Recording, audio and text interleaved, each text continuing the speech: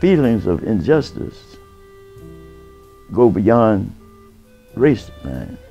In World War II, December the 7th, 1941, I was in my favorite tavern having a good time with two of my good friends. And there was no television, or very limited television in those days, so we were listening to what they call the jukebox music. George Oliver, who later became a prominent playwright, and Joe Bowes, who became a prominent doctor. We were just talking. We were not professionalized, but we'd grown up together. They kept saying, Pearl Harbor has been bombed. Pearl Harbor has been bombed. And I didn't think of Pearl Harbor as being anything but a woman. And I said she shouldn't have drank so much.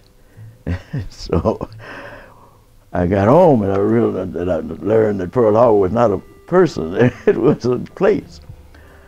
And so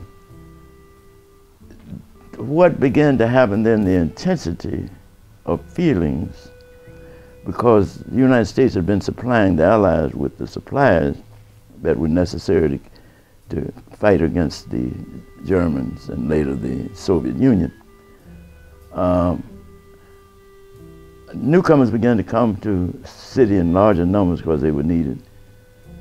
And they had riots in Detroit and Chicago.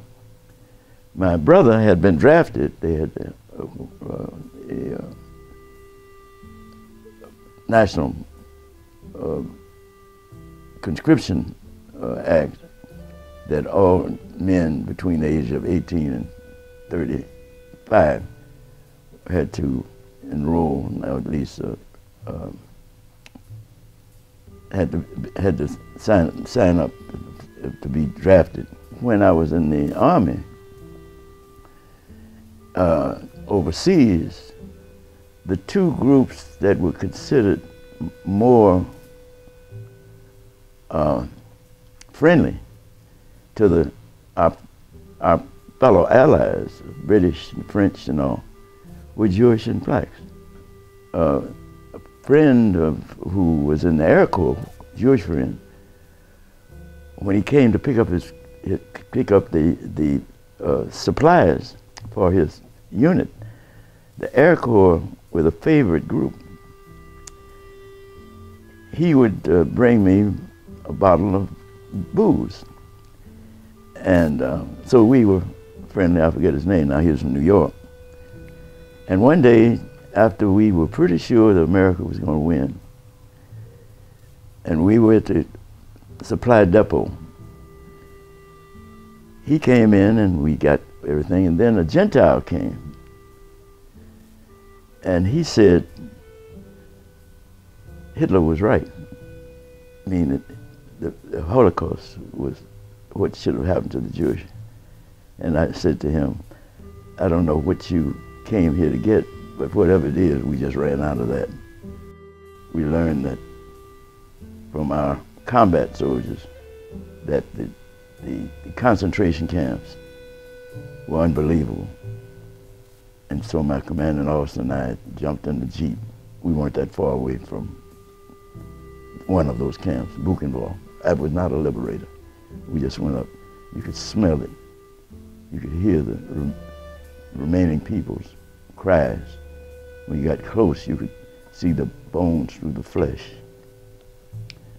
I started crying and cussing. My first feeling was kill all the Germans. Anyone who would treat, this is scientific. This is not a battle. These are people who are being very scientifically exterminated or used.